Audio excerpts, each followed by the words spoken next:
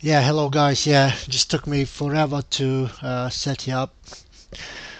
But yeah, so it's my second stream now, and we're gonna watch through the Piers Morgan show. They're gonna talk about Trump cabinet picks, and yeah, it's probably gonna be a heated debate as I see a few very familiar faces there, which ones I follow.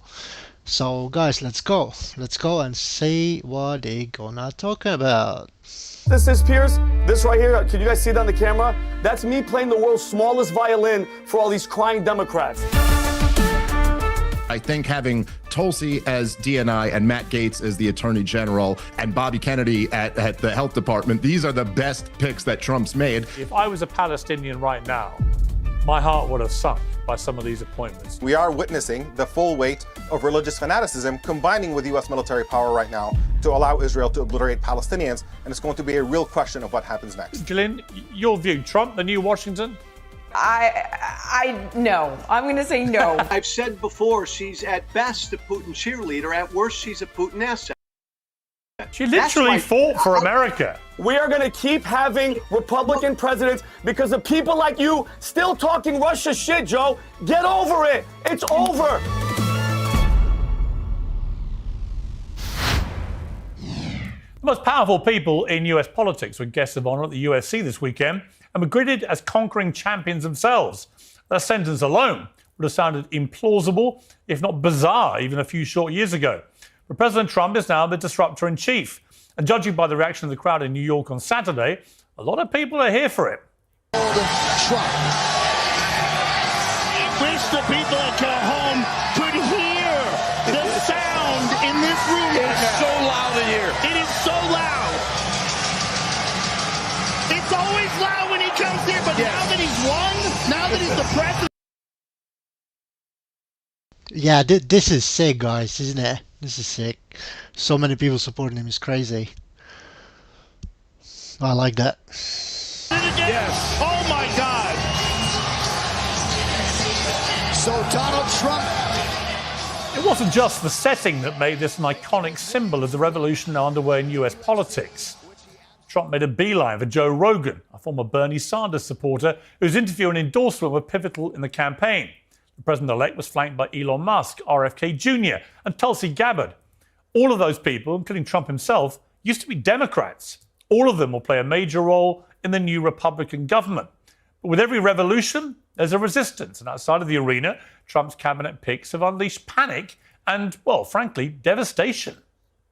If you live in a rural area and there's not a hospital very close to you, but there is a community center closer to you, it could be decimated under Robert F. Kennedy. We're talking about the potential decimation of community health centers. And we haven't even gotten to Tulsi Gabbard potentially having access to national security information. And Russia loves it, loves her. And I actually think almost more than Matt Gaetz, Tulsi Gabbard's appointment is devastating. It could be worse. You could have AOC running any of those departments. The president's nominations for top jobs have been... Yeah, Piers Morgan is right, absolutely right. If AOC ran there, that would be a tragedy. Okay, let's go. roundly condemned by some as crazy. An MSNBC pundit made the outrageous claim that Pete Hegseth, Trump's pick for defense, is a white supremacist. He's not. Tulsi Gabbard, the incoming head of national intelligence, has faced a fresh barrage of familiar accusations she's a Russian agent. She's not. RFK Jr. is being hauled over the coals for just about everything, including eating a Big Mac, which, to be fair, he didn't look overly thrilled about. We'll debate the pros and cons of Trump's cabinet picks in a moment, but it's worth making one simple point. Trump is doing exactly what he said he'd do if he got elected. And he just won the presidency in an... You seen that? That's like a good ad for McDonald's, isn't it? They all eat McDonald's there. McDonald's probably gonna grow the revenue soon. emphatic clean sweep. If that's not a mandate for him to now do what he said he'd do, then what is? To debate this, I'm joined by Richard Painter, the former chief White House ethics lawyer under George W. Bush, Dave Smith, the host of Part of the Problem, commentator on the PBD podcast, Vincent Ashana, and Gillian Michaels, the health expert and host of Keeping It Real. Well, welcome to all of you, a stellar panel. Vinny, let me start with you, because you're probably likely to be the most jubilant member of the panel today. Your thoughts on Trump's cabinet picks so far? First of all, thank you, Piers, for having me on. Again, it's an honor. And what's up, everybody in the panel? I think they're actually fantastic, Piers. And actually, I brought notes today. So first of all, Piers, Rubio's going to take Tony Blinken's spot, right? Tony Blinken's history. Left 13 dead service members in Afghanistan. Allies abandoned. Weak on China. And I don't know if you guys paid attention. He wants to rush $8 billion to Ukraine before January 20th. And last night, Vladimir Putin was threatening nuclear war. And by the way, you know where Joe Biden is? In the Amazon, dressed like Crocodile Dundee, Piers. It's absolutely ridiculous. I think they're all Pete Hegseth. They're calling him a white supremacist. And it's like, you know what? I realized something, Piers? The left just will not understand. They've been to the Super Bowl twice. They've lost twice. They're using the same plays. And it's not working. Change your offensive BS rhetoric. Your offensive coordinator's horrible. Tulsi Gabbard is a freaking veteran. Pete Hegseth, veteran. He has a tattoo on his chest. They're like, he's a Nazi. It's a Christian cross. And one of the best ones, getting Alejandro Mayorkas, who is one of the worst criminals in this country, what he's done with the border, what he's done with FEMA, Piers, I am so excited. And you know what this is, Piers? This right here, can you guys see that on the camera? That's me playing the world's smallest violin for all these crying Democrats. I can't wait for this administration to get stuff going. I'm excited.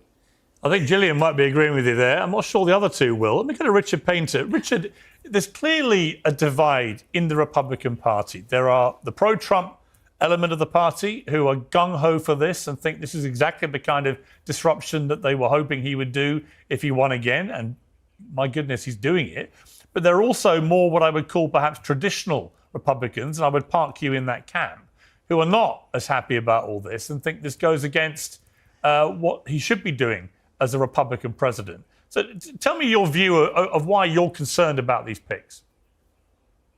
Well, I'm a political independent now, so I can criticize both parties, and I'm happy to go into details to how I think the Democrats screwed the pooch of this election, is something that they seem to be quite good at. But bottom line is that Donald Trump, he is the president-elect, but he's the president-elect under our Constitution and the laws of the United States, and the laws must be complied with.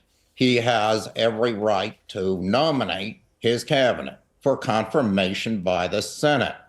That is the way this is going to work. He does not have the right to try to force the Senate into recess so he can make recess appointments. The recess is going to be before he takes office. So these nominees need to go through the Senate confirmation process. Now, he has 53, I believe, seats in the Senate with the Republicans. So he just simply needs to convince the Senate these are good nominees. Now, Matt Gaetz, for the Attorney General spot, has an ethics investigation going on in the House. And I don't know what's in that report, and I'm not going to speculate about what's in that report, but it absolutely must be turned over to the United States Senate for confirmation. I went through this in the Bush administration. Every nominee we sent up, they wanted a full background report on. And it was the Republican senators who were harder on us than the Democrats, because the Republicans knew that they voted yes on somebody who had a background problem, they would have to confront the voters. Whereas the Democrats may just vote no on all of Donald Trump's nominees. They don't have to worry about it. The Republicans do. So there's going to be a Senate confirmation process. Second, everyone must comply with the financial conflict of interest rules. And that means selling off your assets that conflict with your official duties. We have a criminal conflict of interest statute, 18 United States Code 208, and you may not participate in a government matter that impacts your financial holdings. So Elon Musk, he may be outside the government, and there's a way to work that under the Federal Advisory Committee Act, where he can be outside the government and advise the government. But they're going to have to do this according to the law. And that's all I'm going to insist on. I'm not going to weigh in on the policy preferences and so forth. The voters have had their say, whether the voters voted for Donald Trump's policies or whether the voters were fed up with the way the Democrats handled things, with Joe Biden hanging on to this thing all the way through July and then swapping out candidates. I think Kamala Harris was a perfectly good candidate, but they only gave her about 100 days to run. When the Democrats should have realized that Joe Biden was a one-term president years ago. Kamala was in office for the last 4 years, so even as a vice president, she could, make some changes or anything. She's got some kind of power. And at least she would accept that they didn't do very well. And she could say like, okay, so, I'm changing my mind on the policies and I was wrong. I was wrong, accept that. I was wrong. And I realized that we need to change the policies and I'm going the other way. If she said something like that, maybe that would help. But I don't think that's an excuse that she only got less than 100 days to run. And first of all, I know why they took Biden in the first place as the first nominee. It's Democratic Party fault. That's all it is. That's all it is. They literally fucked you up so bad that there was no way back. Okay, let's go. So they flubbed it, and Donald Trump's our president. I just want to be the president in accordance with the Constitution and the laws of the United States. Okay, Dave Smith, I want to play a little mashup of the reaction to Matt Gaetz, in particular, being nominated to be Attorney General. Let's take a look. You're getting Matt Gaetz, and they hate Matt Gaetz. Yes. They hate Matt Gaetz more than they hate anybody. These establishment Republicans. He's never going to get confirmed. I'm looking at him as a member of Congress and the job that he has done here, and it has been abhorrent. When I heard that Matt Gaetz was picked to be Attorney General, I threw up in my mouth. It must be the worst nomination for a cabinet position in American history. Why not? I mean, if Matt Gaetz is going to be Attorney General, bring in Gary Busey to run the CIA. Go for broke. Clearly, it's just kind of like a God tier kind of trolling, just to trigger a meltdown. Dave, your response to the picks generally, but particularly Matt Gaetz. Well, I mean, I think that essentially the picks who the corporate media are freaking out about are the best picks that Trump's made. Personally, I'm not too happy with a lot of his foreign policy picks. But I think having Tulsi as DNI and Matt Gaetz as the Attorney General and Bobby Kennedy at the Health Department, these are the best picks that Trump's made. And of course, in the upside down world that we live in, the corporate media, the professional lying class, the people who told you that Joe Biden was sharp as a tack and Kamala Harris was joy and a phenomenon, and Tony Hinchcliffe was a speaker at an event making a comment, and there was a Nazi rally at Madison Square Garden, and the list goes on and on and on and on. That's just in the last few months. Yeah, of course, they're all freaking out about this. I think what's really going on here is that Donald Trump has quite craftily put a person in charge of national intelligence and a person in charge of the Justice Department, assuming they get confirmed, who were outside of the Russiagate hoax. And this is what's making everybody freak out right now. You know, so many things happen in modern America. There's so many big stories that we kind of forget that a few years ago, there was this little tiny story where the intelligence agencies framed the sitting president for treason for years and had their corporate media outlets say that the sitting president, the biggest scandal, if true, in the history of the United States of America, that that sitting president was involved with a hostile foreign power in a conspiracy to overthrow our elections. They knew this was not true. They lied. And now their bosses are not only people who were outside of this conspiracy, but in Tulsi Gabbard's example, someone who was also smeared with that same accusation. As you saw, Joy Reid, as you played, just did the same thing again. And I'll say, I'm sorry, I don't want to go too long here. I'll just say this. It is the most vicious, dishonest, despicable smear to use this innuendo where you say, you know, Putin, Russia's thrilled that Tulsi Gabbard's in there. And it kind of leaves the viewer with this like implicit accusation that this woman who served her country is a traitor to her country, when that means nothing. Look, in 2002, if you opposed the war in Iraq, Saddam Hussein probably would have been happy to see you in there. But that doesn't mean you're a traitor to your country. That just meant that in 2002, you were right while the entire establishment was wrong. Listen, I totally agree with you. We're going to come to the foreign policy part a little later. And I know you've got differing views there about some of the picks, but interesting to see what you said about those three. Let me go to Gillian, because specifically, you're a fitness guru, obviously, and radiating good health today, may I say so.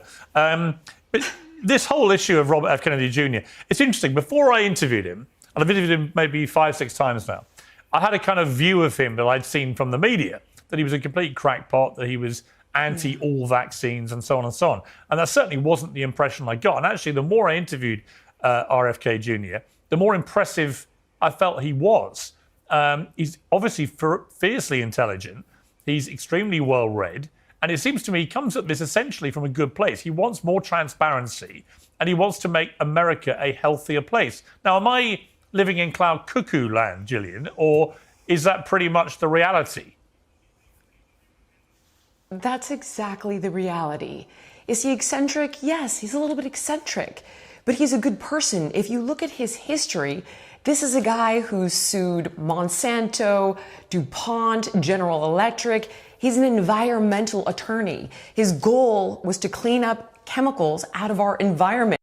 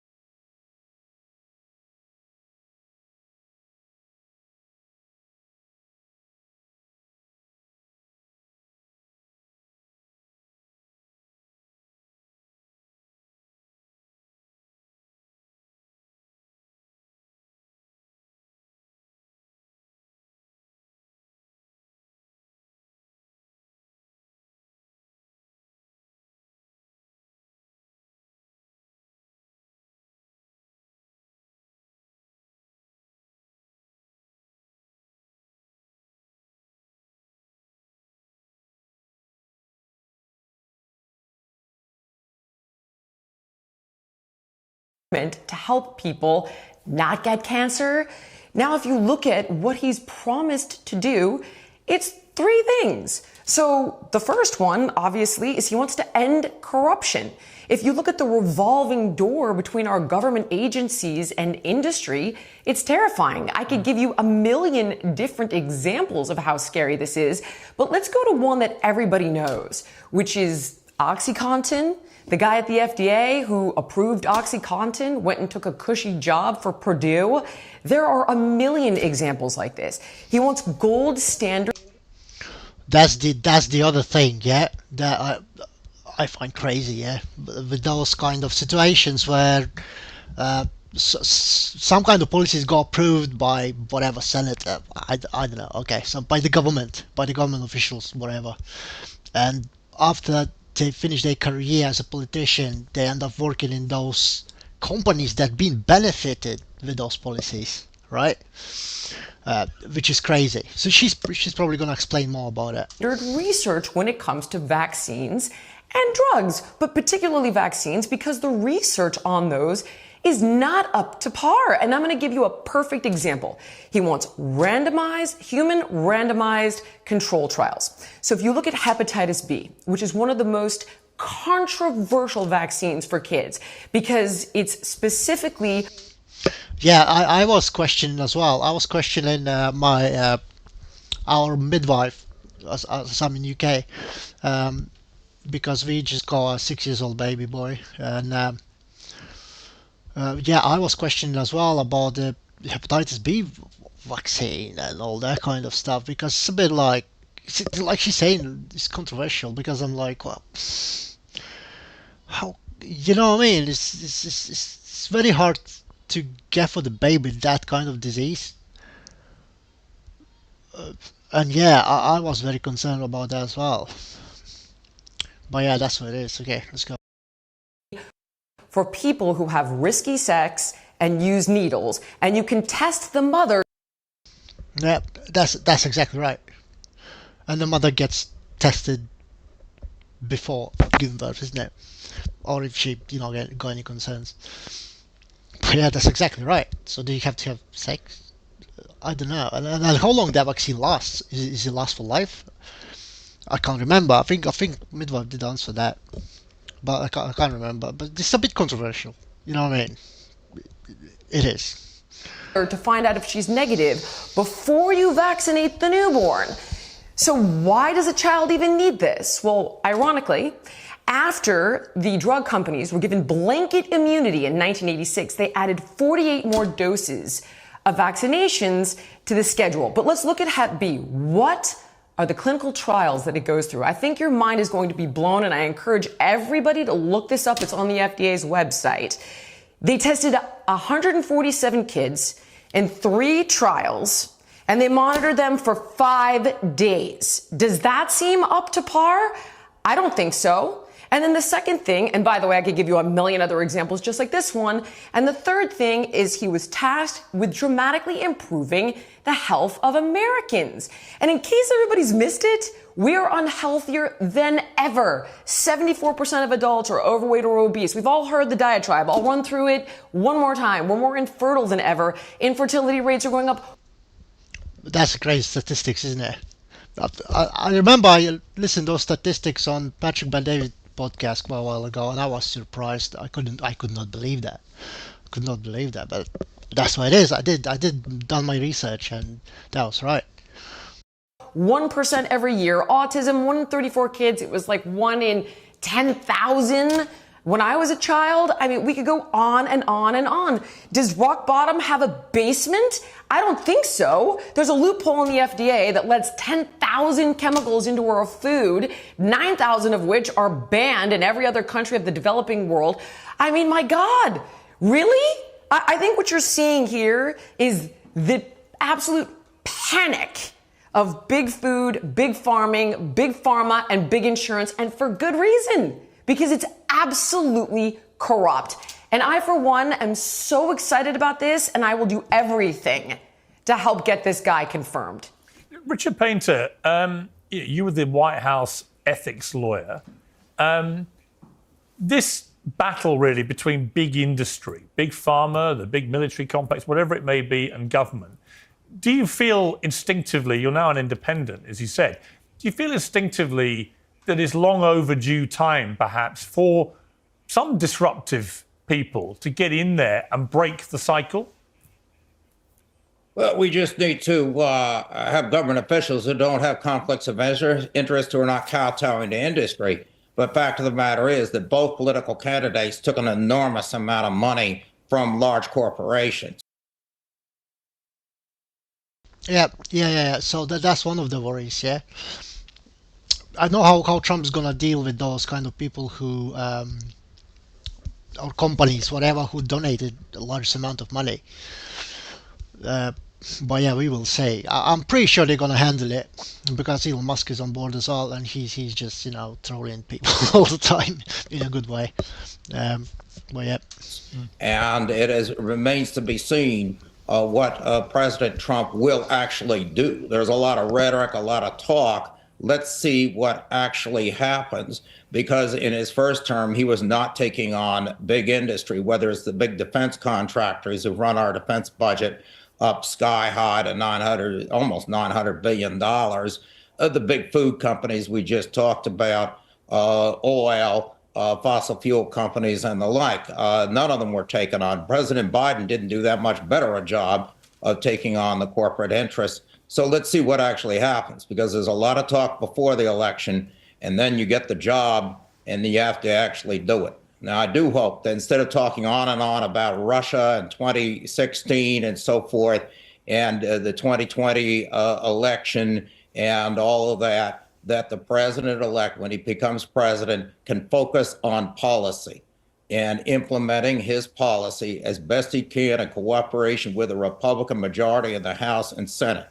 If this is just going to be a time when people just want to talk about Russiagate or talk about the indictments and January 6th and pardon the January 6ers and so forth, it's just going to be a real mess. He was elected to do a job. He has a majority in both houses. They can do it, but they also need to comply with the Constitution and the laws of the United States. And a lot of reason why these corporations have so much influence in Republican and Democratic administrations is people are not taking the ethics laws seriously. And it's about time they do. Yeah, I agree. I mean, Vinny, would you disagree with that? I mean, is it not time? Yeah, like I do agree with quite a lot of things he said. To be honest, he seems to be one of those guys who's kind of in the middle, not really left. And yeah, that's interesting thoughts he got. I don't agree with all of that, but quite a few things. Time that America took a good long hard look at itself in the mirror, the power of lobby groups, the power of big pharma, the power of the military complex and so on. I mean, it does seem that there are so many obvious conflicts here which have been allowed to run riot for decades. And no, I agree 100%, Piers. You know what I think it is? I think the left has Stockholm syndrome, Piers. They have fallen in love with their abuser, and now they're defending the abuser. And Jillian made a great point about RFK. I mean, who's in there right now, Piers?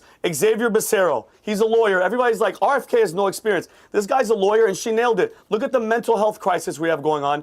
Everybody's obese. Everybody is depressed. Okay, and then who's the assistant? Who's the admiral, the assistant? Rachel Levine, who is a biological male. These people are in charge of our health. A biological male dressed as a woman who has been pushing to eliminate age restriction for transgender surgeries for children. I think, Piers, let them cry all they want. They're going to keep crying. This is the change. This is the moment that we need. And I'm happy you played the UFC thing in the beginning. Everybody's dancing like Trump. The vibe is positive. All these football players are dancing and being like him. And this is, Piers, you have to understand, he's coming in and RFK's going to mess with Big Pharma. That's $1 trillion. Like, these people don't play games, all right? And this guy's lost his father and his uncle, Piers. And a lot of people would say, especially with these JFK files, that the government and the CIA were involved. You go after anybody that's going against war, you wind up dead. RFK needs to be careful because remember how long they denied Secret Service from this guy? They had to finally because Trump was shot in the head. He's messing with Big Pharma, but I think it's amazing, Piers, and he's the best guy to do the job, plain and simple. Dave, the presence of Elon. Yes, and in general, yeah, they have to be careful before they moving into office as well.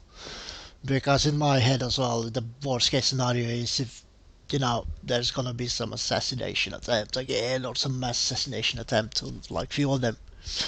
But we will see, Elon Musk is sort of omnipotent right now. He's right with Trump morning, noon and night, whether he's at Mar-a-Lago, whether he's at Madison Square Garden, whatever. I've met Musk once this summer. He's got a stupendous brain. I mean, I had a couple of hours with him, one with a Q&A and then one just with me, him, and a couple of others. He's got an incredible brain. There's no question. And I would absolutely... I like that. That's a good ad for McDonald's, isn't it? That's a good ad for McDonald's. back him to sort out extravagant waste in government bureaucracy, as him and Vivek Ramaswamy are doing.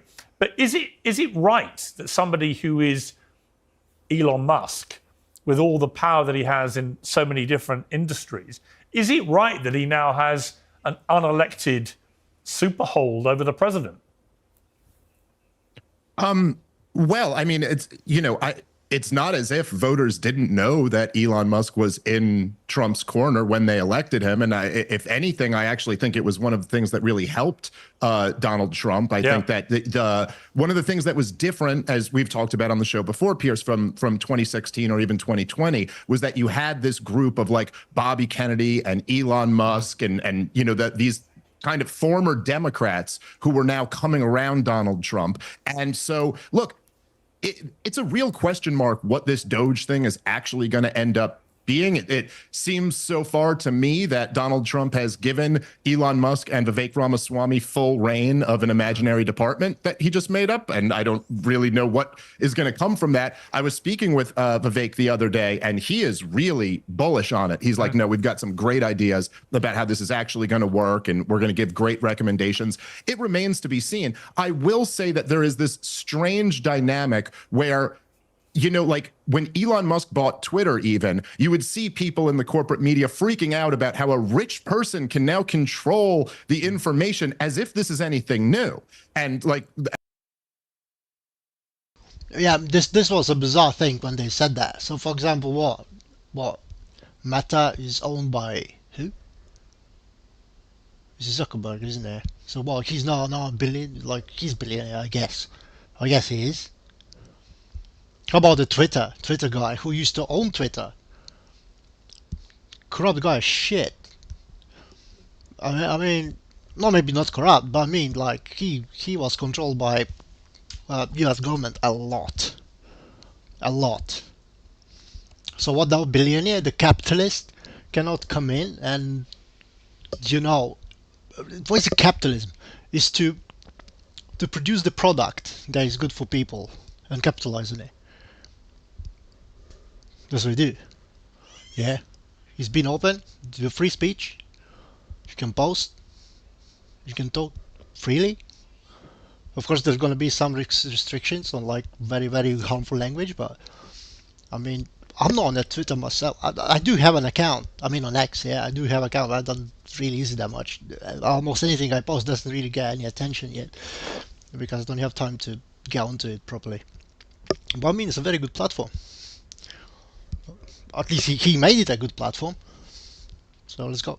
As if like, the owner of the Washington Post is just a middle-class guy or something like that. Like, this is the way American politics works, for better or for worse. There are certainly valid critiques of it, but the issue that people have with Elon Musk, I don't think, is that he's a rich guy who gave a lot of money to Trump's campaign and now has a position. I mean, Miriam Adelson gave Trump $100 million, and okay, she doesn't have a position, but certainly the picks that she would like have a lot of powerful positions in his administration. And this is true on the Democratic side as well. So the difference to me seems to be that Elon Musk is actually talking about cutting some of government spending. Of course, the U.S. federal government is the biggest, most powerful organization in the history of the world, the biggest government that's ever existed. And so if you dare talk about cutting some spending in that, then all of a sudden you're a pariah. If you talk about exposing corruption, then all of a sudden we have this real problem with rich people in politics. Meanwhile, nobody is saying anything. I shouldn't say nobody, but the same people who are critical of Elon Musk certainly are not talking about Miriam Adelson or Soros or anything like that. So let's be consistent here. Richard, we're going to let you go. So just finally, on Elon Musk, do you see ethical issues with his role at the moment? It's not a government role, it's an advisory role, but it seems to have almost limitless power when it comes to reducing government spending. Is that ethical? Well, first of all, we should understand that rich people are going to come into the administration, and that has been true of Democrats and Republicans, even though the role of money in politics has escalated dramatically in the United States. But the rich people have gotten the powerful positions, going all the way back to Joe Kennedy, who was ambassador to the United Kingdom under Franklin Roosevelt, who had contributed a lot to Roosevelt's campaign and was a complete disaster in that position when Britain was at war with Germany. But we've had that. We had that in the Biden administration. It was very critical of the ambassador of Germany and Canada, who had used money from the University of Pennsylvania to set up a center for Joe Biden, and they got ambassadorships. We're going to have this in the Trump administration. So Elon Musk, of course, spent a huge amount of money getting Trump elected. He will have a role. But we need to figure out whether he's in the administration or out, and they need to make this very, very clear. If he's in the administration and he's a government official, he needs to comply with the Financial Conflict of Interest Statute, 18 United States Code 208. He is going to have to sell off his assets that present a conflict of interest. He would commit a crime if he participated in a government matter that had direct and predictable impact on his companies, on his government contracts, and the like. I don't think he wants to do that. So even though they call this DOGE, D-O-G-E, a department. So you see all those legal things, yeah, that's quite a lot. That's quite a lot you have to comply with to do that job. Oh, that's interesting. Yeah, we'll see how they're going to get around with that. Of government efficiency. A department is almost always viewed as an entity inside the government, but apparently it's going to be outside the government, they say now. So now he can be outside the government. He does not have to comply with the financial conflicts of interest rules. But they need to do this according to the Federal Advisory Committee Act of 1972. You don't just set up committees outside the government that play by their own rules and then are giving advice to the president and to government agencies. Under the Federal Advisory Committee Act, the proceedings of the DOJ need to be transparent. There need to be meetings announced in advance. The public needs to have the right to have some input. And most important, there will be no assertion of executive privilege because this is an entity outside the government. And that's the law. So they have a choice here. If they want all the confidentiality and the secrecy that comes with the White House and the executive office of the president and the executive privilege, then Elon Musk comes into the government, he complies with the financial conflict of interest rules, or he does this under the Federal Advisory Committee Act. But we don't sort of play around halfway in between, because if they do, what's going to happen is you're going to get the Democrats in there at some point, controlling the House or the Senate, probably the House at some point, and they start subpoenaing everybody and get every last shred of evidence about what was going on, and it could be a big mess and detract from their doing their job. So once again, I get back to my point here, which is President Trump will take office again in January. He needs to conduct his administration according to the Constitution and the laws of the United States, and he can do that. It's just a question of whether he will and whether the people working with him will. I hope they do. Richard W. Pettit, thank you very much indeed for joining me. Former Democratic Congresswoman Tulsi Gabbard is among President Trump's controversial picks. The incoming Director of National Intelligence. Yeah, that guy's interesting. He got quite a few good thoughts, and yeah, I don't even know who he's in, to be honest. Never saw him before. But yeah. Okay, let's go. Intelligence. Spoke to Jesse Waters at Fox News. He's already leading. He's already engaging with so many of these world leaders around the world on the phone constantly. And he's showing the kind of leadership that the American people voted for. We're joined on the panel now as the host of The Social Contract, former Republican presidential candidate and Congressman Joe Walsh, who says that Gabbard is a Putin cheerleader. Well, Joe, welcome back to Uncensored. Do you think she's a total disaster? Why? You can't trust her. This country cannot trust her with our intelligence. If I'm Pierce, if I'm one of our allies, there's no way if she's appointed, I'm sharing my intelligence with America. Look, I've said before, she's at best a Putin cheerleader. At worst, she's a Putin asset.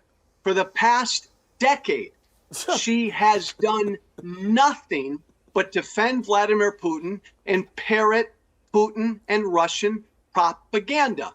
I mean, again, there's a list. I could take 30 minutes and go through the list. That's a humongous concern. She's not. Go through the list, mate. I wish to hear that. Go through the list. Not on our side. She's clearly on Russia's side. She literally fought for America. She served her country and fought for America. How can you say she's not on our side? She's still up here. She's still in the military. She's still in the military. Joe, first of all, this is the guy that says he's not you're not a Democrat. I remember this guy who was on the PBD podcast. You are exactly the problem that, listen to me, I want you to keep talking the way that you're talking, because of people like you, it's going to, hey, excuse me, you know what, let me finish. Because of people like you, I like Wheelie, yeah, he's good, he's getting so angry all the time. It's just funny, it's funny to see. All the time, when you start debating with someone, he's like, oh my God. People like you and your rhetoric, you know what's going to happen? J.D. Vance is going to be the president next. Tulsi Gabbard's going to be the president. Eric Trump's going to be the president. We are going to keep having Republican presidents because of people like you still talking Russia shit, Joe. Get over it. It's over. You're talking about an active military girl. She's a lieutenant colonel in the army, and you're saying she's an asset. You're an idiot. Yes. You're an idiot. And people are tired of your bullshit. Okay, let him respond. Benny, change the record. Let him respond, Benny. Do me a favor, change the record, bro. Instead of attacking me, attack what I said about Tulsi Gabbard. For a decade, she's a Russian asset. Done nothing but parrot Putin. Address that. Address Really? that. But but Joe, I will address that. I'll address that very I'm going to come quickly. to. Hang on. I'm going to come to Gillian in a second. All I would say, Joe, is I get an email each week from me and Bremner. That's why I really love Piers Morgan shows, yeah, because he always brings people from both sides, and it's just funny to see how sometimes some of them just talk so much nonsense, and the most that this are like, you know, debate, I don't know, is interesting. Yeah, I think that's why that Piers Morgan show is so successful. One of the guys I most respect in the political world. He's very balanced, gives very insightful weekly emails about what's going on in the news. He said he's seen absolutely no evidence. Yeah, Vinny's so pissed. He just sits there like all red, like a lobster. Yeah, it's insane. That she has ever been anything even approaching a Russian asset. Is a total myth of the Democrat side to suggest she ever has been. Piers, you're going to ignore 10 years of what she said? Well, she's allowed to have she's allowed to have an opinion. Well, of course she is. Well, hang on, she's allowed to have an opinion about Ukraine. She can have an opinion about Ukraine. No, of course she and is. You may not agree with that opinion. And by the way, I don't. That's exactly right. She just got an opinion. She's not defending Putin in any way. I don't know. I know some of those Democrats, they just like really got like zero logic behind what they say. It looks like they never fact-checked anything. They just listen what the mainstream media said and their friends what they said. I don't know, it's crazy. I don't agree with her opinion about Ukraine, but she's allowed to have it. It doesn't make her a Russian asset. No, Piers, exactly. She's allowed to have her opinion. Donald Trump has picked her to head up all our intelligence efforts in this country. Yeah, but there is no evidence that she would be a threat to leaking that intelligence to Russia. It's a myth. Not at all. All right, let me go to Gillian. She's either a dupe or an asset because everything she's done the past 10 years and said has been exactly what Russia would want her to say or do. So she's either an asset or a dupe. So that means, my friend, that you are a Putin asset because you know what he wants. You know what he wants. You know what he wants other people to say. So if you know, you're probably inside the circle, isn't it? Like you just don't make any sense. What you're saying, like what she's saying, Putin wants that. How do you fucking know what he wants exactly? And what exactly helps him? We can't even figure out what exactly going in between, like Russia and Ukraine. What actually happened? What is the main reason? We don't know. I'm not saying in any way. I'm not saying that the Putin is the good guy. No way. No, he's not a good guy at all, at all. But in the same time, I do believe that there is some fault from US and UK as well. It could be one of the reasons that because of this disastrous withdrawal from Afghanistan, and let's say Putin is an absolute warlord and he just wants to take every country, but that moment in that case would be like, oh yeah, I can do this now because they are disaster. The management of the country is disastrous. Yeah, and the chief of United States military is an absolute, I don't know, retarded guy who got Alzheimer's. So I can do that. The other way, why NATO been pushing those weapons next to the, you know what I mean, next to the Russian border as well? That could do a big impact. That's how I understand. That's what Putin said when he was with Tucker Carlson. That's the reason. That's the main reason why he invaded Ukraine. He said if we can write like a treaty or something that Ukraine will not join NATO because it's the only last country who's surrounded from west, right? Who don't have a rockets pointing straight at Moscow, kind of. every other country like Lithuania, Latvia, Estonia, Poland, all of them, all of them are NATO, and they got all the military facilities there and rockets pointing straight at Moscow, so Russia. So Ukraine was the last country. By the way, Russia, how I remember from history, that Russia had been invaded by Germany back in the Second World War through Ukraine as well. So that is that the case? We don't know. So you cannot tell that what she's saying is the things that Putin wanted her to say, because if you know that, that means that you are inside the circle of Putin, and you know what they do. You know what the plans are. Otherwise, it doesn't make any sense. Okay, let's go. That's the dumbest standard ever. Who cares? If I said Saddam Hussein doesn't have weapons of mass destruction, that might be exactly what Saddam Hussein wants me to say. That doesn't exactly. It doesn't make any sense whatsoever. It doesn't make any sense. I'm sure they're gonna break him down. Like, they're gonna break down what he's trying to say, and just to kind of show him that he's talking shit, he's talking nonsense.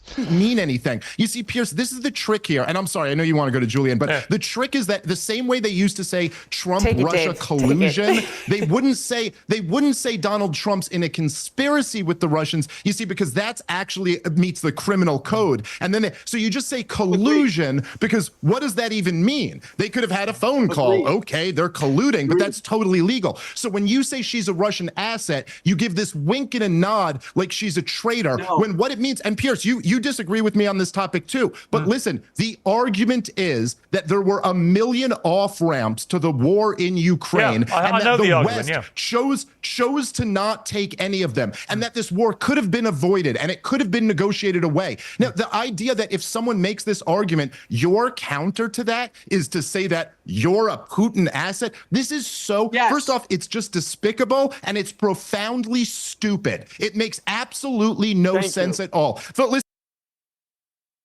I could not agree more. You can't call someone like, I don't know, that's such, and it's such an how to say, not offensive, but yes, offensive as well. Yeah, but I mean, like calling someone racist is the same thing. Is this like what, calling fascist Hitler? Like Trump, calling Trump Hitler? Like what the fuck are you talking about? And they are the people who's supporting all this woke mind virus about offensive language and misinformation and all that kind of stuff, when they actually pushing that thing on Republicans, the most on Trump and his team, constantly, day by day. That's why people not buying it anymore. They just not buying it anymore because they know that's false. What, they didn't see Trump in office before? They did. So what he done? He was a Hitler? I don't think so. Not even close. And I don't see anything that he done that he would be called racist or fascist. Don't know even one thing. If you can show me one thing, I don't know. Listen, at least during the original McCarthyism period, at least during the House Committee on American Activities, at least back then, there were some communists. Nobody is loyal to Vladimir Putin. This is the dumbest thing I've ever heard. You're entitled. No, Tulsi Gabbard, of course, is entitled to her opinion as a citizen of this country. But if for 10 years your opinion is identical to Russian propaganda, we are entitled to question that. That guy drives me crazy. What is the Russian propaganda? List. Give me that list, that 30-minute list. You're not giving me even 1 point. Just calling names, but you're not giving me a point. Tell me what she did exactly. Tell me what she said exactly. That Putin 100% wants that. And what exactly is the Russian propaganda? Show me that. That sounds like a Russian propaganda, what you're saying now. That sounds like a Russian propaganda, because that's what, in my genuine opinion, I believe that that's what Putin wants. He wants American people to think, yeah, that Tulsi Gabbard and all the Donald Trump team, Elon Musk, whatever, is all foreign assets. So Congress or whatever not gonna approve the policies or foreign policies that they want to make and release. That's what in my opinion, he's a Russian asset who's talking things that Putin and Xi Jinping and Iran wants. In my opinion. In his opinion, Tulsi Gabbard does that. But he can't show me can't show us a single proof. Maybe he will. I hope he will in this conversation. Let's go. And someone like yes, that, you're saying nothing, and I'm entitled to make the point that that's the dumbest argument I've ever heard in my life. You both made your points. Let me bring it. Okay. Time out. Let's bring in Gillian. She's been waiting very patiently to get back in here. I mean, Gillian, my experience of Tulsi Gabbard, I interviewed Tulsi a couple of months ago. I thought she was extraordinarily impressive, I have to say. And I think this idea that you categorize her because she happens to think that the history of the Ukraine-Russia war, that she actually has a view, which many on the Republican side do, by the way, that actually it could have been avoided. I don't believe that, but I certainly understand that view. I'm as well. I'm leaning towards that. They could avoid that war if NATO's just said, yeah, we're not going to accept Ukraine 100%. We won't. Here we sign a document, whatever, here we go, done. And I don't think he would invade Ukraine. And if he would, then okay, so that's definitely Putin's desire to invade Ukraine. Because you signed the treaty, you signed everything, what he asked, and he still invaded Ukraine with the thought that, okay, so Ukraine is now in NATO, but he knew that anyway NATO would help Ukraine, what they actually do now, even if it's not Ukraine, even if it's not a NATO country. So, okay. And it's been expressed to me by professors and everybody else. I don't certainly look upon her as some kind of traitor for having that view. What do you think? Okay, first of all, I believe that for half of those 10 years, wasn't she a celebrated Democrat, or am I forgetting or missing something? Hello, I absolutely forgot about that. Yeah, she's been a Democrat, and she's been celebrated. But soon as she said something against him, let's say she's a Russian asset. That said, let's look at what she's actually said. So this is a combat veteran that was deployed to Iraq, which was an absolute pointless war by neocons like Dick Cheney, who I personally think is a war criminal, but we could table that argument for another day. This is a woman that I imagine has seen people die in horrible ways, has seen mothers lose sons, wives lose husbands. She's for peace. Now, when you are engaging in a proxy war with a nuclear power, I would imagine that we should do everything possible to ensure that that does not happen. And in addition, she's also raising the alarm bell about biochemical weapons in Ukraine, these labs. That's the other thing.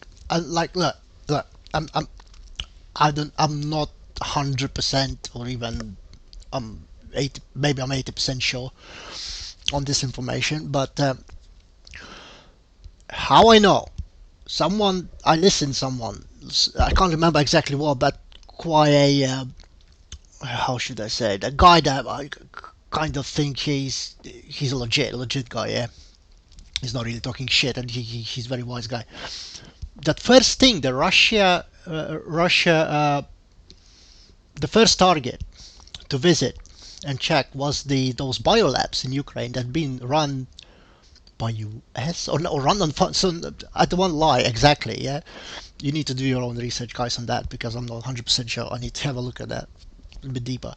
But like funded in some way by NATO or American military complex, something like that, and it was a biolabs, and that was I think the first major visit by Putin to see what exactly they do in there, because he had no idea, because it used to be a Soviet Union biolab facility, whatever, something like that. Yeah. But okay, maybe she's gonna explain about that.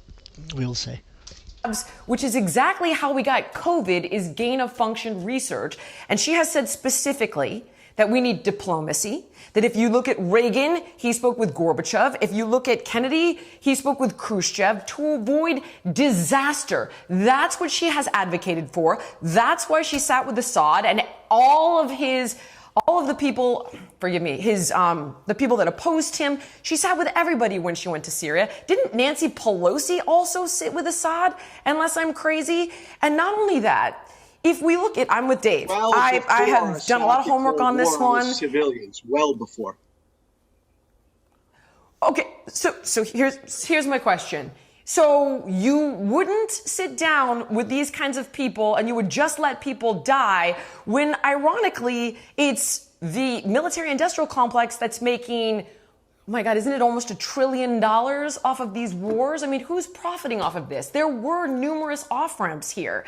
So what are you going to do? You want to punch Putin in the nose because he's a bully? Okay, let me just jump in. Someone correct me if I'm wrong. Let me jump in. I want to ask Joe this question, because the New York Times reported yesterday a major change in US policy, allowing Ukraine to use American-supplied long-range weapons inside Russia.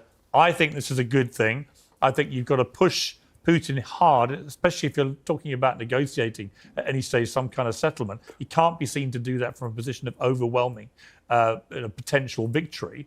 He's got to be on the back foot, is my view. But Donald Trump Jr. posted to X on Sunday night, the military-industrial complex seems to want to make sure they get World War III going before my father has a chance to create peace and save lives. That's the other thing. Yeah, so I know. I could see Vinny, yeah? He was like, nodding his head. But the other problem is, if in any case, yeah,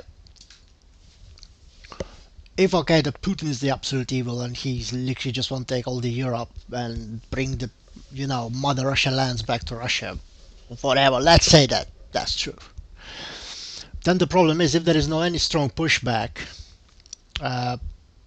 yeah, he will probably do that. And I do understand Ukrainian people who want to, and to, take their country back. I absolutely understand. It's such a horrible situation. I would be in the same situation if, they attacked my country, Lithuania. Yeah? It's this disaster. I don't want to even think about it. But there must be some kind of talks before all this escalates further, because this is very close. This is very close, because I think that they're like Russian nuclear, how to say, policy, whatever, blah blah blah blah. Yeah, yeah. If they attack like Moscow or something, then they going for it. They're just gonna use nukes. Yeah, so or maybe something like that, or even certain cities or towns. If they like losing it and is in Russian territory, I think the protocol is to use nukes. And we're playing a very dangerous game right now. We're playing a very dangerous game. And I don't know. That's what I'm saying. I don't know what's going on there. It's just like I'm trying to figure it out. Like, not even trying to figure it out. It's too hard. It's too hard to trust anyone. But in my opinion, just the logic, yeah. And when I seen the Putin's interview with Tucker Carlson, yeah, maybe he was lying. But I don't think so, that he was lying about everything. I think he genuinely believes that Russia is in danger and the NATO gonna try to attack them. I don't know. Okay, let's go. Got to lock in those trillions. Life be damned, imbeciles. It looks to me, I mean, we just don't know what Donald Trump's view of all this is. He's met with Zelensky several times. We know he's been talking to Putin. We know he says he can resolve this in 24 hours. We're not sure when that time period starts. But what do you make of all this? How concerned should the Ukrainians be that on the one hand, the good news, they're getting these long-range missiles, and on the other, you're getting all these signs from the Trump world that they don't want to have anything to do with this? I'll take a first stab. I think it's a good move, but Piers, it should have been done a long time ago by Biden. It may be a little too late, but I'm glad he did it. If I'm Ukraine and I'm Zelensky, I'm extremely concerned. I mean, let's just not erase 2 years of Trump's campaign history where he's made very clear he doesn't give a damn about Ukraine. He wants to end the war. If that means he'll help cut up Ukraine and give a bunch of territory to Russia, he'll do it. He's extremely friendly. We don't know with Putin. that yet. And again, I'll fall. We don't know that sword. yet. He's not said that. No, but we know based on what.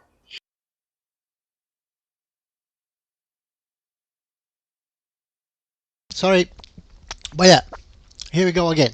He didn't say that. He said that, but no, he didn't say that.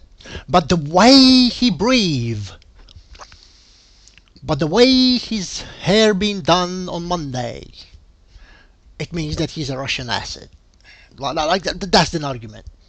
Look, I'm pretty sure that's the argument. He's said that he's been critical of Zelensky and he's been nothing but praise for Putin. And again, well, actually, the only one he's met actually recently is Zelensky, not Putin. So again, we don't know. And Zelensky seemed quite happy about the way that meeting went. So here's the thing about Trump. The one undeniable thing about him is that he is got a big ego. Nothing wrong with that. So have I. You've got a big ego, and the last thing he will want to do when he becomes president again is the first thing is to give Vladimir Putin a win. He's not going to do that. He's not going to allow Putin to have some victory parade over Ukraine. I can't believe that Trump, the first thing he wants is to say to Putin, a Russian dictator, there you go, you beat the Americans at anything, which is how it would be construed. Piers, respectfully disagree. And by the way, he just gave Putin a big win because he just picked a Putin propagandist to be in charge of our intelligence. That's a big win for Putin. Okay, let me bring in Vinny. Piers, let me bring in Vinny. Vinny, Piers, your response.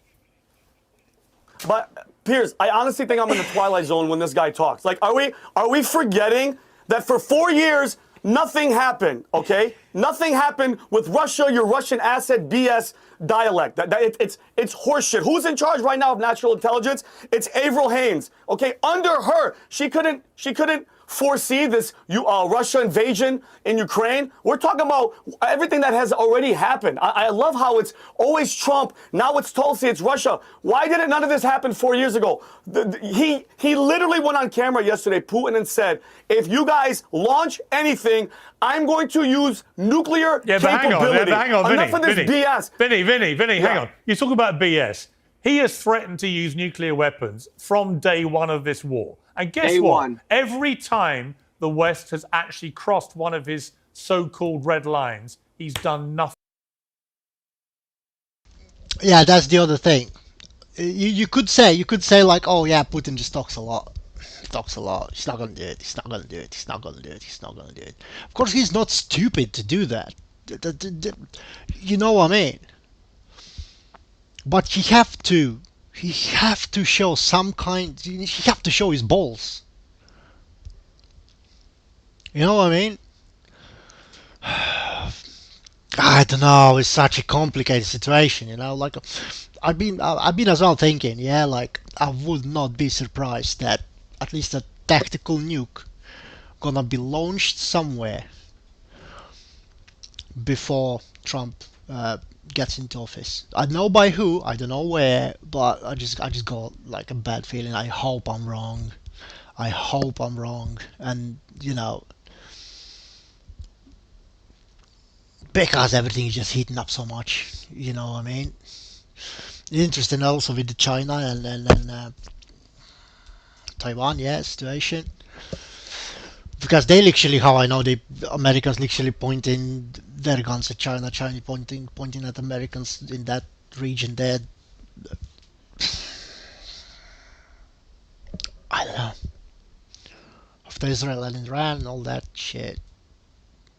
Okay. I don't think there's any chance that Vladimir Putin... Also, I'm running out of time, to be honest.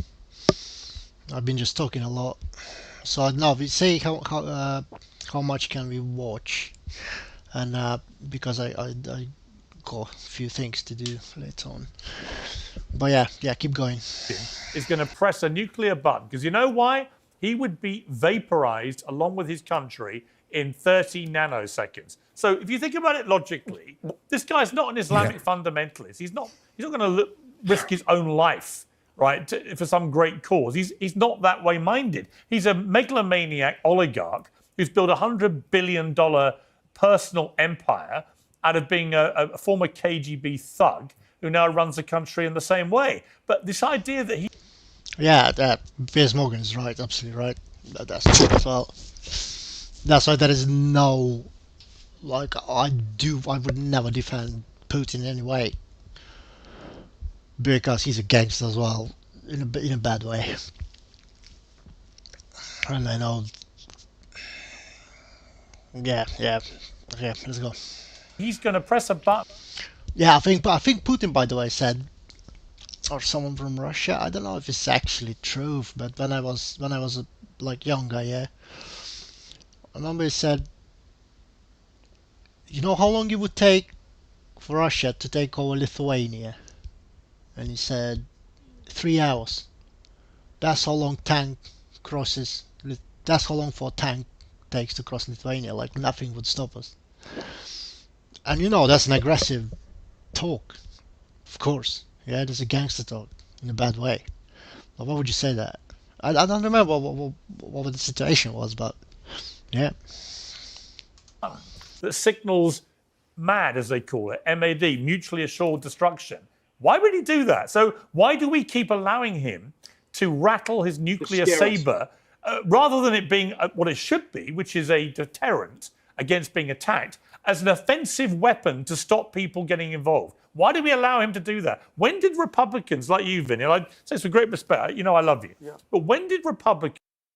But the other thing is, he's got balls, and he have to show the balls. He can't just withdraw his troops and just give back all the land just like that. So that means all that casualties, all that war, all that effort. And if my opinion is right in some way, that there is some NATO problem, that they try to put Ukraine into NATO, that they would do that if Putin withdraw, because that would be like a green light for NATO to take Ukraine in. Yeah. I love you too. When did Republicans start to just back off Russian dictators and want them to win? Which is effectively what would happen here if we let Ukraine go and don't help them. Hold on a second. I mean, am Piers, I missing something? Because hang on, Gillian, I'll come to you. Let's get Vinny's response Vinny, go first. ahead. Vinny? Okay. Piers, and again, Jill, I'll be very quick. And Piers, I get it. Everybody always threatens, especially when they're nuclear power. It's your turn. But I'm going back to my point. No, it's all good. Jillian, it's all good. So, but Piers, and I go back to my point. So he's always threatened and he's done it. I don't take any nuclear threat. I worked at a nuclear missile base, Piers, in Malmstrom Air Force Base, Montana, when I was in the United States Air Force, okay? This isn't people. I know he's threatened or he hinted, but the fact that now we're sending long-range missiles to go into Russia, this is ridiculous. Well, hang on. Vinny, Joe Biden, Vinny, hang on. He's just got 10,000 troops from North Korea to join Russian forces to...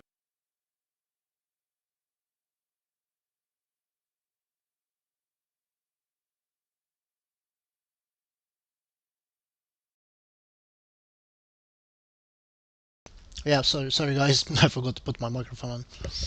But yeah, that's the other thing, is that he's right. He's right. Because Putin got other country involved into war, which is North Korea, and I'm very curious why. I know, like, I'm so guaranteed that this is not Xi Jinping, oh my god, Kim Jong-un, whatever, that North Korea dictator, he don't care about those men. You know what I mean? And I hear speculations that it could be that Russia gonna help them to produce a proper nuclear weapon, and then, you know, for that she's gonna sacrifice some troops, you know, and send them to Russia to help fight in Ukraine, which is quite a logic thing to do, and it's horrifying as well. So yeah, Piers Morgan gave a good thought right here.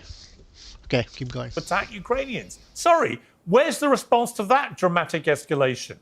Why is America not going, no, that's not happening on our watch, which I think is why Biden's done what he's done. It's too little, too late. But Gillian, you want to get involved, Gillian? That's the other thing. They should do that straight away on the same day. If that's the case, if that's the reason, yeah, just do it straight away. You shouldn't wait how long that was ago? 2 weeks probably. I can't remember exactly. Well, a little too late. That's why, you know. Well, here's how it looks to me, okay? When they disbanded the USSR, didn't we promise not to expand NATO? And then didn't we subsequently move it like 1,000 or so miles right up against the Russian border? Didn't we add like 14 countries? Wasn't that our part of the bargain, that we weren't going to do it? And then we did exactly what he said do not do. And if you look at the past, 3 decades, there's plenty of evidence that suggests we have been pushing to do that. And that is what I think Tulsi is trying to illustrate, is an understanding of what role we played. When has NATO ever acted? I'm not anti-American. Hang on. When has NATO? No? Okay, so someone hang on, Gillian. When has NATO ever acted offensively unilaterally rather than defensively? Oh, excuse me. Well, okay, you threw unilaterally in there. Yes. Serbia, Libya, Afghanistan. No, I'm talking about unilaterally, where NATO has precipitated the military action and not acted in a defensive capacity. Dave? Well, Piers, I mean, first of all, I'll just say that I didn't realize I was doing this panel with 2 Ukrainian assets who were going to be spreading Zelensky talking points. So I'm appalled. Touche. I'm sorry. That's a valid point. I'm sorry.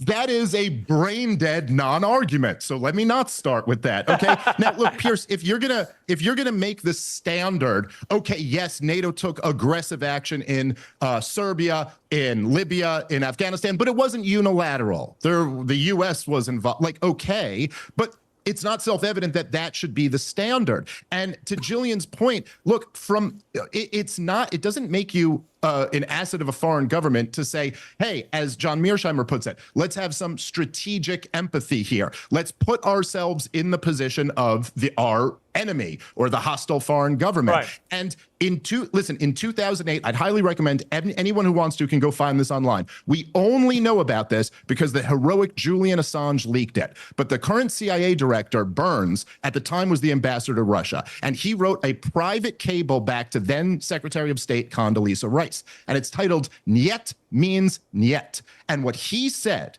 in that memo to the Secretary of State was that he's talked to everyone in Russia, and it's not Vladimir Putin. It's his sharpest liberal critics. It's his sharpest right-wing critics. They are unanimous that Ukrainian entry into NATO is the brightest of red lines for them, and they will intervene to stop that. Now, you can feel however you feel about that. Maybe you could say, hey, Ukraine ought to. So he's right, how I understand. So both sides, like let's say left and right in Russia, they're both saying that that's a red line. Like I said, that's how it feels to me. That's how it feels to me. Okay. To have the right to join whatever military alliance they want. Let's be real here for a second. Does Mexico have a right to join a military alliance with China? Do you think we would put up with that? What do you think Washington, D.C. would do if the Soviet Union, let's say, still existed, and they toppled the government in Canada and put in their own pro-Soviet government? So you would, just to be clear, Dave, you wouldn't want America to defend Taiwan, say, if they got invaded by China, by that yardstick? Well, listen, it's not even a matter of want. Well, yes or no? Listen. Here's the problem is this thing called reality, Piers. It's kind of like asking if Washington, D.C., let's just say our government what's the answer to my question, though? Well, but I am answering your question. Just give me one second. Would you want America to go to Taiwan's aid if it was invaded by China? And let me just explain what my point is here. If Washington, D.C. decided we're taking Mexico City, would you want China to stop us from doing that? The reality is China can't stop us from doing that. You see, we got this empire mentality in America where we think we can decide what goes on all around the world. Now, the point, again, back to this current conflict, 2 months after the Niet means Niet memo was sent, at the Bucharest summit, George W. Bush strong-armed it through. We announced that Ukraine was coming into NATO. We've constantly, at every step, even when Vladimir Putin has had reasonable demands, you cannot bring my biggest neighbor into your military alliance, we have thrown the middle finger in his face. The biggest mistake, honestly, I think the biggest mistake. Wise. Well, look, I think the biggest mistake we made with Ukraine was we made them give up their nuclear deterrent. If they still had their nuclear deterrent, they wouldn't have to worry about Vladimir Putin rattling his nuclear saber because they'd have their own to fire back at him, and he wouldn't have invaded. So that was a big strategic error as well. But I'm not oblivious to the. That's a good point. I think I heard that before as well. That they had a nuclear capabilities, isn't there? But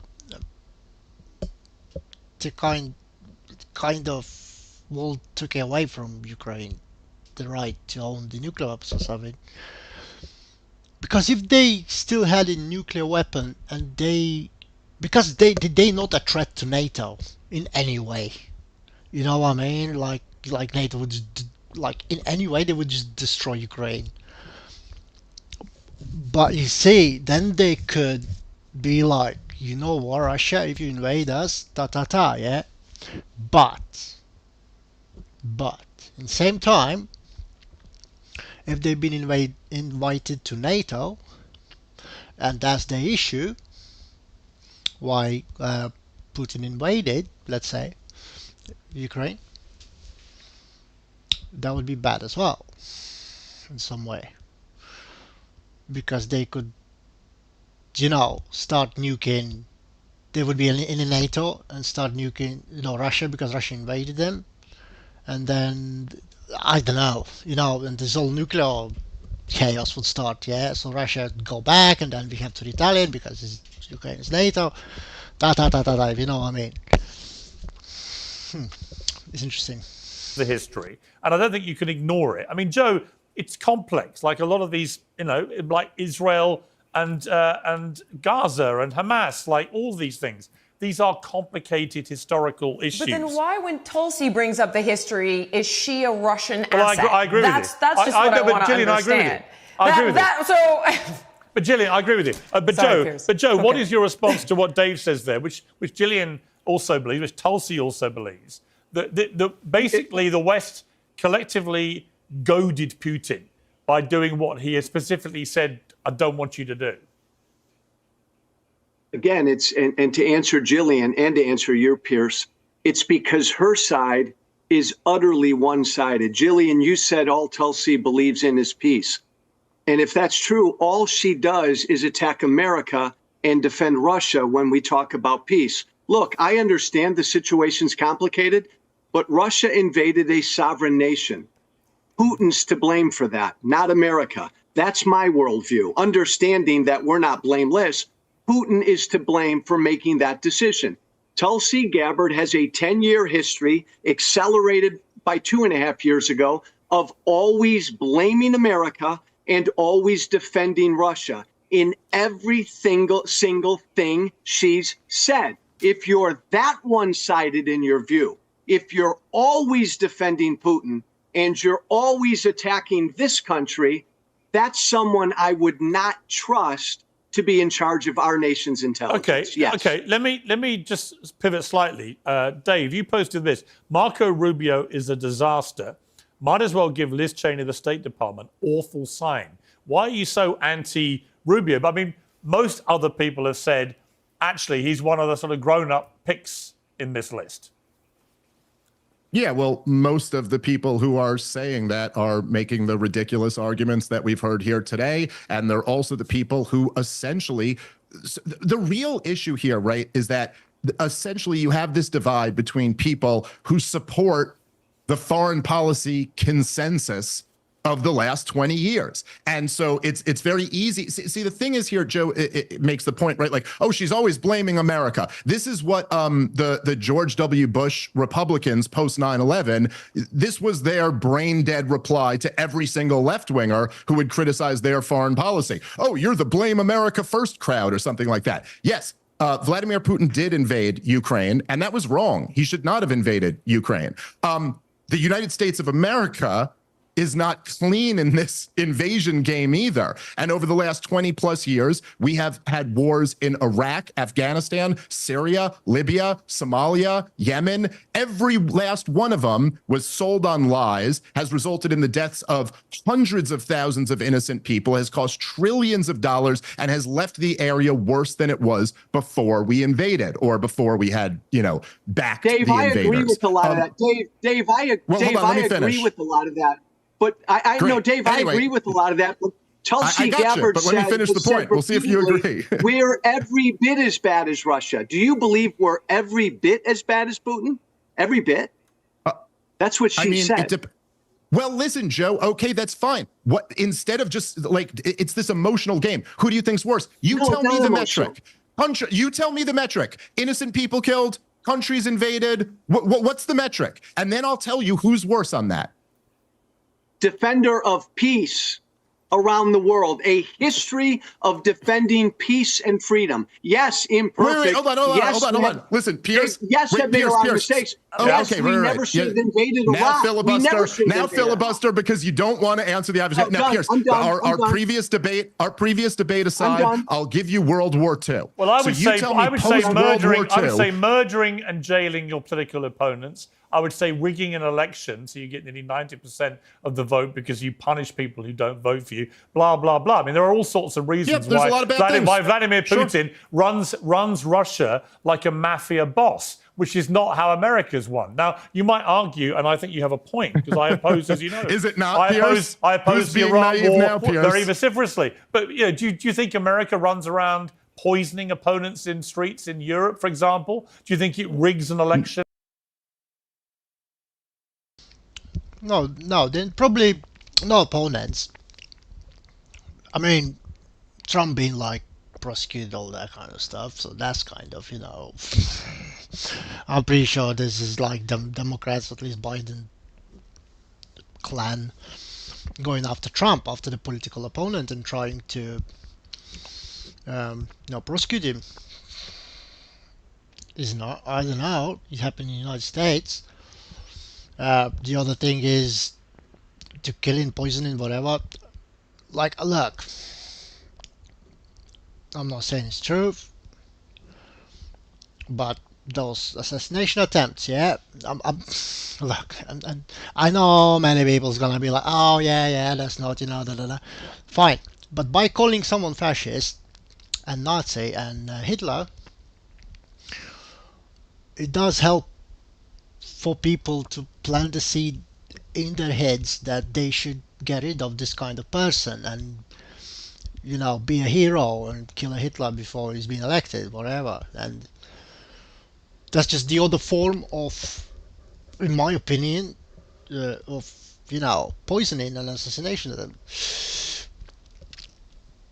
And then how about invading Afghanistan, Iraq, whatever, weapons of mass destruction, propaganda that came out to be false and misinformation, disinformation, whatever you call it. So even on that metric, no, I'm not saying I'm not defending Putin in any way. Yeah, I'm not defending Russia in any way. But there are a few things that, you know, we should consider and think about. So about 90% of the people feel obliged to vote for someone, etc. Well, so here's the thing, Piers, right? A lot of times there's in more primitive. When it comes to election interference as well, did you know that every state that voted for Kamala, whatever, didn't request a voter ID. So they didn't request an ID, basically. And I don't know, you don't have to go far to see some kind of issues with that, because who voted, who don't have an ID? That's an illegal immigrants. Illegal immigrants. Who is the problem there, right? And of course they're not gonna vote for Trump, because he said he wanted to deport them because they breaking a law, a U.S. law. They literally invaded the U.S. legally, which is a fair argument. And those states, only the ones that Kamala won, all of them, every single one, didn't request a voter ID. Which in my opinion, maybe not, you know, not by the law, but just logic, that's election interference, yeah? But you say that the reality is that so many people didn't buy into the democratic nonsense that the amount of people voted for Trump just, how to say, overtake any kind of attempt to rig the election, because only that much you can rig the election. It's like 5% or something. But yeah, that's again, there is some issues in the United States regarding to this topic.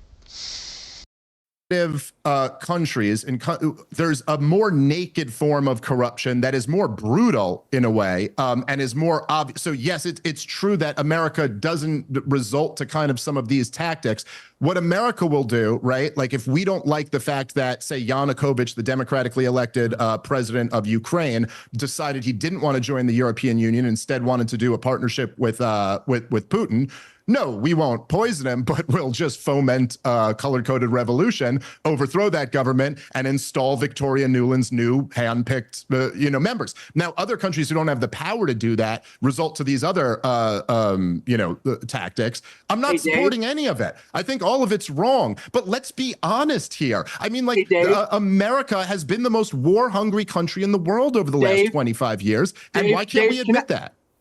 Dave, can I just ask one real quick question?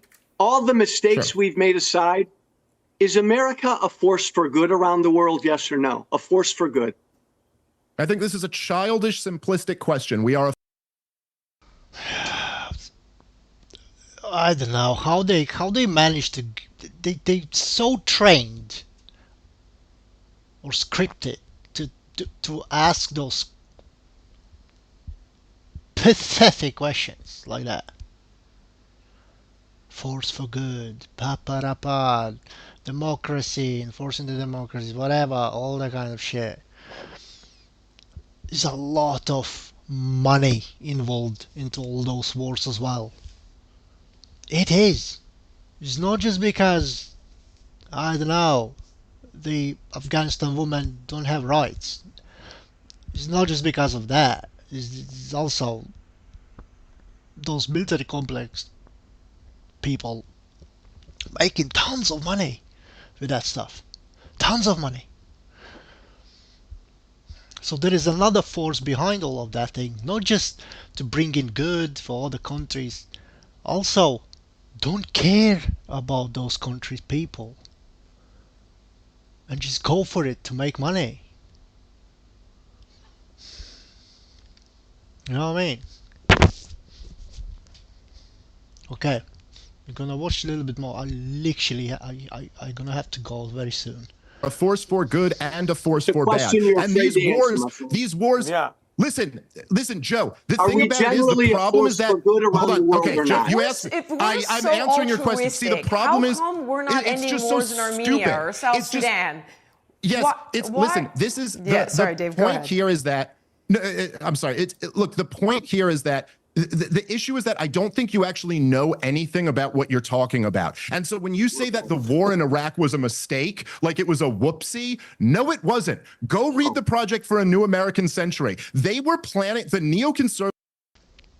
Yeah, another thing, even if it was a mistake, what do you mean by mistake? What the heck do you mean by mistake? So who should be responsible for that? Is anyone being responsible for that? Is anyone's gonna, I don't know, go to prison? Or how many lives been lost? American lives and Afghanistan lives, whatever, Iraq lives, all, you know what I mean? Mistake.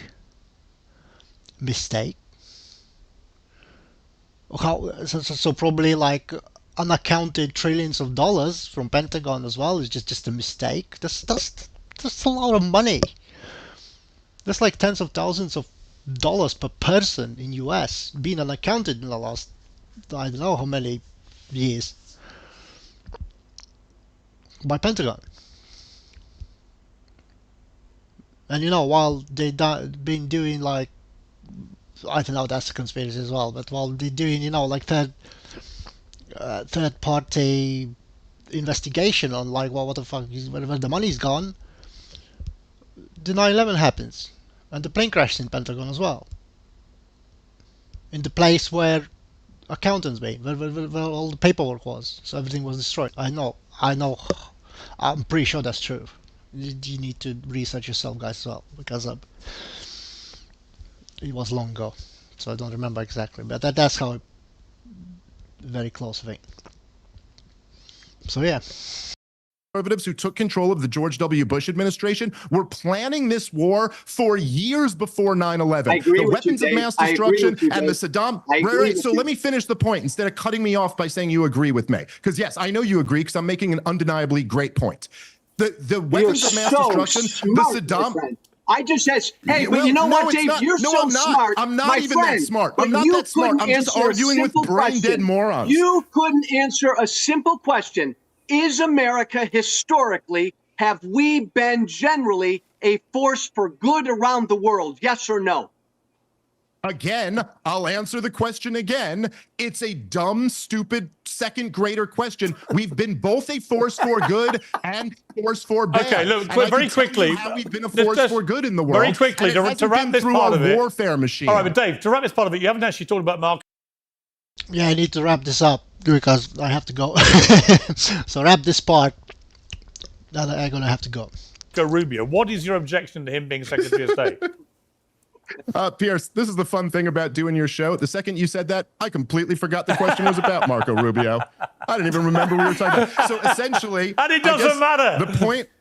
So Marco Rubio, is he? Oh yeah. Okay. So the point that I was making initially is that Marco Rubio is, to his core, somebody who supports the neoliberal, neoconservative foreign policy of the last 25 years. He's somebody who's every one of those disastrous wars that I just mentioned, he was there cheerleading for them and demonizing everybody who opposed them. He's also a hawk on Palestine. He's a hawk on South America. And I just think that in general, particularly with our country being $35+ trillion in debt, having all of these disastrous wars over the last few decades, and Donald Trump at least somewhat symbolizing a break from that tradition and an America first, more non-interventionist kind of policy, I'm very disappointed to see him lead the State Department.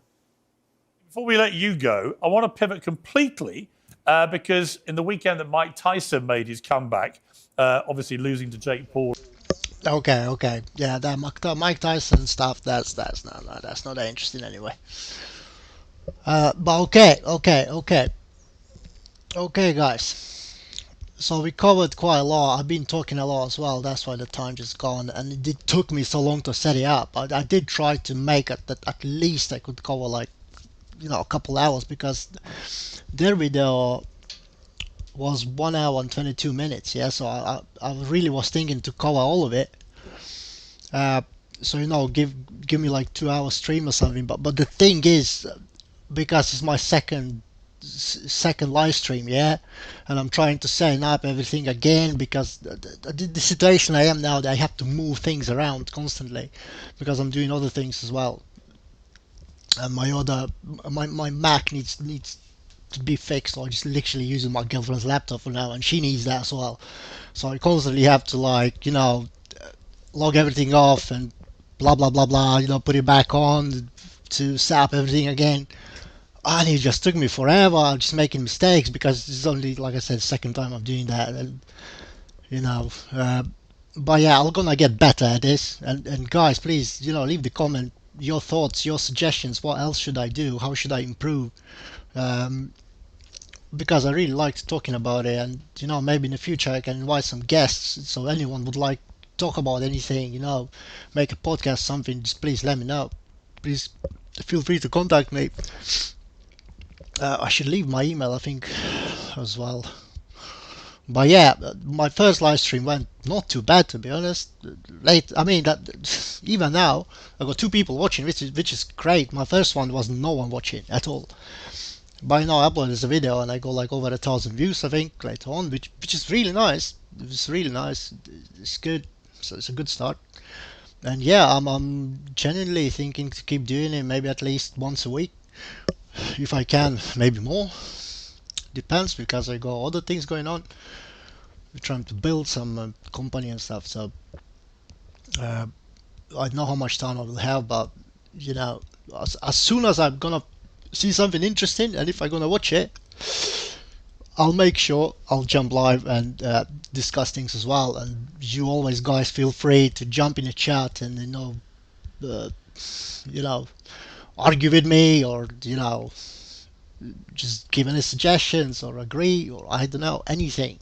And also I read now every single comment, and I'll try to get back to comments as well. Probably I will get back now for like 100% of comments, because it's not many people comment anyway. But yeah, so it was nice to go through this topic. And yeah, guys, please subscribe. That really helps me as well. Press a like, share with someone. Maybe some European people, because I'm myself from Lithuania, yeah. So maybe other European people, like Polish people, Romanian people, Czechoslovakian people, who also would be interested to watch my content, because maybe it relates to them as well in some way. And yeah. Have a good evening, and I'll see you next time. Hopefully, maybe no, I can't do it tomorrow. But maybe Thursday or Friday. Okay, guys, peace. Thanks for watching, and I'll see you next time. Just need to find out how to stop it. Like I said, I don't know what I'm doing yet. Okay, here we go.